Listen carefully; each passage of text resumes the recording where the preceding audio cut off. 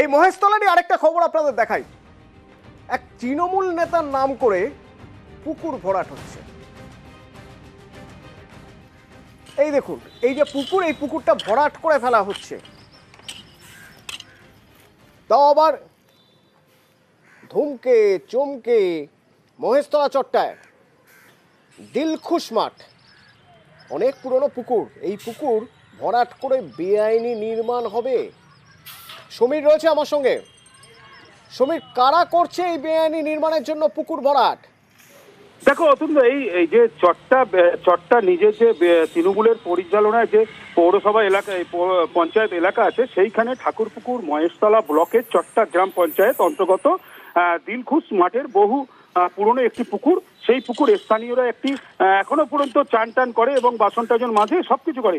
মেটিয়াপুরের একটি বাসিন্দার আরশাদ নামে এক ভদ্রলোক, সেই ভদ্রলোক যে কিছুটা অংশ কিনেছে, কেনার পরেই সেই পুকুরের ওপর দিয়েই উনি কি করছে, একটা পিলার, বহু পিলার দিয়েছে, 20টার মতন বেশি পিলার দিয়েছে, দিয়ে ওখানে একটা বিল্ডিং তৈরি করছে। কিন্তু ওনার বক্তব্য যে আমি এখানে একটা রাস্তা তৈরি করছি, সেই রাস্তা দিয়ে জনসাধারণ যাবে। উনি কিন্তু উপপ্রধান তো বলছেন পঞ্চায়েত নির্মাণের কোনো অনুমোদন দেয়নি। একবার আমাদের সঙ্গে থাকো, একবার শুনবো উপপ্রধান কি বলছেন। তিনি তো কোনো নির্মাণের অনুমতির কথা স্বীকারই করছেন না। আমি বিশেষ সূত্রে জানতে পেরেছি যে ওখানে যে রাস্তাটা আছে সরু, আর ওখানে একটা টুকরো কাপড়ের গোডাউন আছে, ওই গোডাউন মালিক ওই রাস্তাটাকে চওড়া করছে। তার যেহেতু ওখানে 4 চাকার গাড়ি ঢুকতে পারে না, সে মালিকের কাছ থেকে একটা জায়গা কিছুটা নিয়ে সে ওখানে ওই রাস্তাটাকে চওড়া করার উদ্দেশ্যে ওই পুকুরের পাড়টা বাঁধছে। পুকুরের কোনো অংশ ভরাট করলে আমরা নিশ্চয়ই তাকে বাধা দিয়ে বন্ধ করব। সমীর, তাহলে পুকুর ভরাট হচ্ছে না, অন্তত উপপ্রধানের কথাও যদি মেনে নিই, পুকুরের ধারগুলো বাঁধিয়ে দেওয়া হচ্ছে যাতে গাড়ি চলাচল করতে পারে। দেখো তুমি, ওখানে পঞ্চায়েত পৌরসভার রাস্তা, একটা সরকারি রাস্তা আছে, তারপরেও পার্সোনাল ভাবে এই ভদ্রলোক মেটিয়াপুর দিয়ে এসে যে পুকুর ভর্তি করে করছে, এটা নতুন জিনিস নয়। চট্টা এলাকায় খাল ভর্তি করে পুরো বিল্ডিং উঠে গেছে, খাল ভর্তি করতে ব্রিজ হয়েছে, পঞ্চায়েত প্রধান এবং উপপ্রধান সবই জানে, প্রশাসন সবই জানে, কিন্তু কোনোভাবে হেলদোল নেই। ওখানকার নয়ালজলি যে খাল আছে, না থাকলেও বিরোধীরা ছাড়বে না, বিরোধীরা তো ছাড়বে না এই সুযোগ। যেভাবে কাজ হচ্ছে তাতে পঞ্চায়েত উপপ্রধান যতই সাফাই দিন, বিরোধী রাজনৈতিক দলের নেতারা কিন্তু ছাড়ছে না। এটা আমার জায়গাটা নিজে সব কেনা আছে, আর এটা রাস্তার উপরে এটা মানে ছিল, এটা আমি রাস্তা করছি পুরো জনসাধারণের, পুরো পাবলিক জন্য। এটা 24 জিন্দগি ভর ফ্রি। ঝিলের উপরে আপনি দেখা পাচ্ছেন এরকম কোনো জায়গা নেই, আপনি দেখতে পারেন। আমার কাছে ব্লু প্রিন্ট আছে, আমার কাছে কাগজ আছে। এর আগে থানায় এসে তো বন্ধ করেছিল, আর আমরা টিএমসি পার্টি করি, ওটা বিজেপিরা বন্ধ করেছিল। শহীদ মোল্লা সাহেব চটা মানুষের জন্য, মা বোনেদের জন্য যে সমস্ত ঝিল থেকে শুরু করে পুকুর, দুদিকে দুটো করে সান দিয়েছিল, সেইগুলোকে আজকে বন্ধ করে দিয়ে চটার যে সমস্ত তৃণমূলের সব তোলাবাজিরা আছে, তারা সেইগুলোকে নিয়ে উন্নয়ন করছে। এটা শুধু আটসাদের ব্যাপার নয়, চটা এরম রহ চলছে। 2012 সাল 11 সালের পর তৃণমূল সরকার আসার পর থেকে এটা পশ্চিমবঙ্গের নিত্য নতুন ঘটনা। একদিকে মোদী সরকার গোটা দেশের সম্পত্তি বেচে দিচ্ছে, আর এদিকে তৃণমূল সরকার গরিব মানুষের সম্পত্তি বেচে দিচ্ছে। সরকারের বিদায় না ঘটাতে পারলে পশ্চিমবঙ্গে এই ঘটনা, এই অন্যায় চলবে। পুকুর ভরাটের অভিযোগ শিলিগুড়ি ফুলবাড়ি থেকে, এবং অভিযোগ শুধু না, সেখানে একটা ধুমধুমার কাণ্ড হয়ে গেছে। একবার দেখাই আপনাদের, দেখুন ফুলবাড়িতে কি অবস্থা, ওই দেখুন।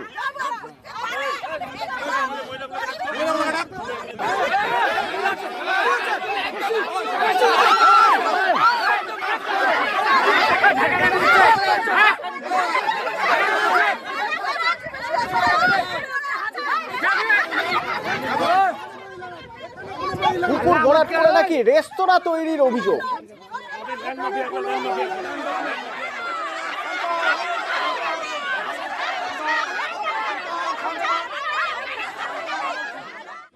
পার্থপ্রতিম প্রতিনিধি আমার সঙ্গে রয়েছেন। পার্থপ্রতিম, সানগ্লাস পরে একজনকে দেখতে পাচ্ছি, তিনি রীতিমতো চড়া মেজাজে আঙুল তুলে কথা বলছেন। কে ইনি, কি হয়েছিল ফুলবাড়িতে? দেখো, তোমার জায়গাটি শিলিগুড়ি শহর লক্ষ্য ফুলবাড়ি 1 নম্বর গ্রাম পঞ্চায়েতের অধীন জামুড়ি বিদ্যা বলে জায়গা। সেইখানে একটি সরকারি পুকুর, গ্রাম পঞ্চায়েতের অধীনস্থ এই পুকুরটিতে, সেই পুকুর ভরাট করে একটি রেস্তোরাঁ তৈরি করা হবে এমন কিন্তু অভিযোগ তুলেছে স্থানীয় বাসিন্দারা, এবং সেই নিরিখে কিন্তু আজ ঘটনাস্থলে যান ডাবগ্রাম ফুলবাড়ি বিজেপি বিধায়ক শিখা চট্টোপাধ্যায়, এবং তিনিও সেখানে গিয়ে আপত্তি তুলেন কেন এই সরকারি পুকুর ভরাট করা হবে, কেনই বা এই পুকুর ভরাট করে সময় রেস্তোরাঁ তৈরি করা হবে, কোনোভাবেই তা করতে দেওয়া হবে না। এই দাবি যখন বিজেপি বিধায়ক, তারপরে কিন্তু খবর পেয়ে ঘটনাস্থলে সেই গ্রাম পঞ্চায়েতের প্রধান, স্থানীয়রা কি বলছেন একবার শুনবো।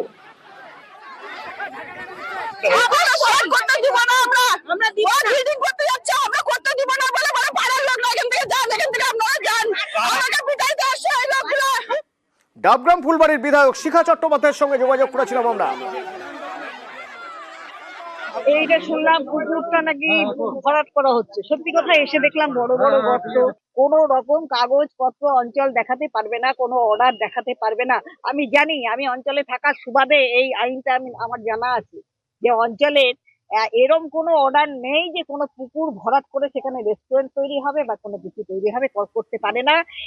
এইটা যদি তৈরি করে তো ভীষণ অন্যায় হবে এবং তার বিরুদ্ধে অবশ্যই ব্যবস্থা নেওয়া হবে।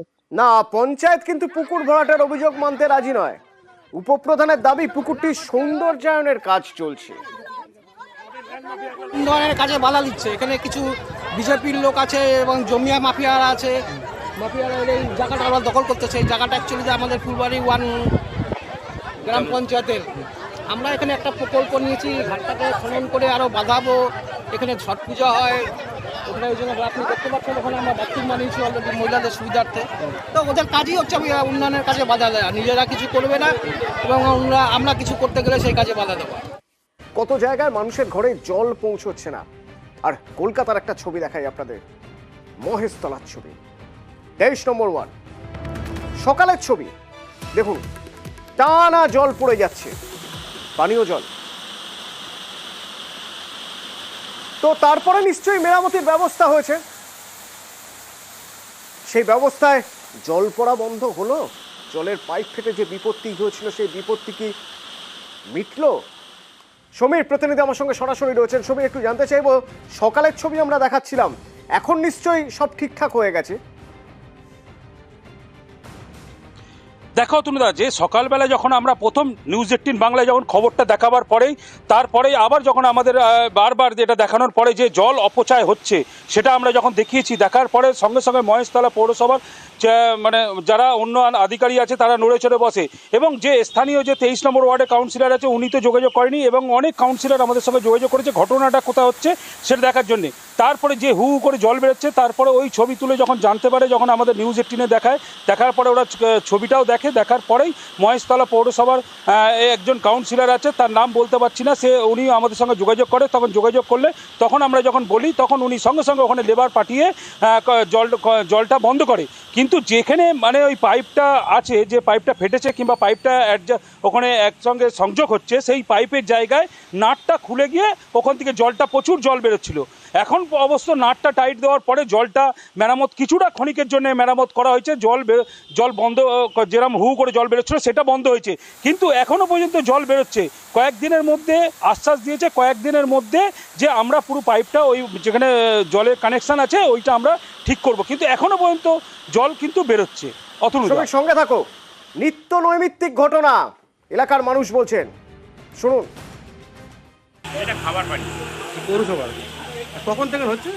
এই যখন থেকে জল ছাড়ে তখনই হয়।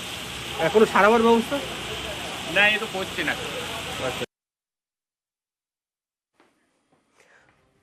সমীরা, এই যে মেরামতি হয়েছে, এই মেরামতি সাময়িক, তুমি বলছিলে টেম্পোরারি, একটা কোনো মতে ঠেকিয়ে রাখার ব্যবস্থা হয়েছে, তাতেও তো জল পড়ছে, মানে জল পড়ার পরিমাণ কমেছে কিন্তু জল তো এখনো পড়ে যাচ্ছে।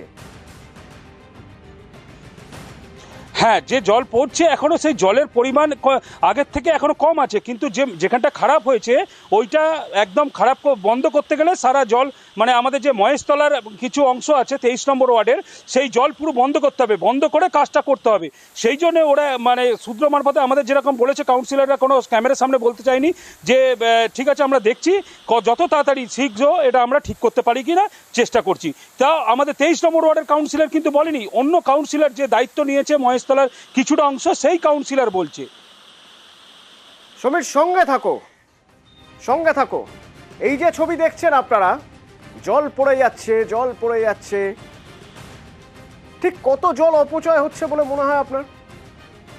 আমরা আপনাদের কিছু স্ট্যাটিস্টিক্স দেখাই। কলকাতায় রোজ 70 কোটি লিটার জল অপচয় হয়। 70 কোটি লিটার জল প্রতিদিন অপচয় হয় শুধুমাত্র শহর কলকাতায়। 1 লিটার জল পরিশোধনে কলকাতা পুরসভার খরচ 1 টাকারও বেশি। খরচ কত হয় জলে একবার দেখুন।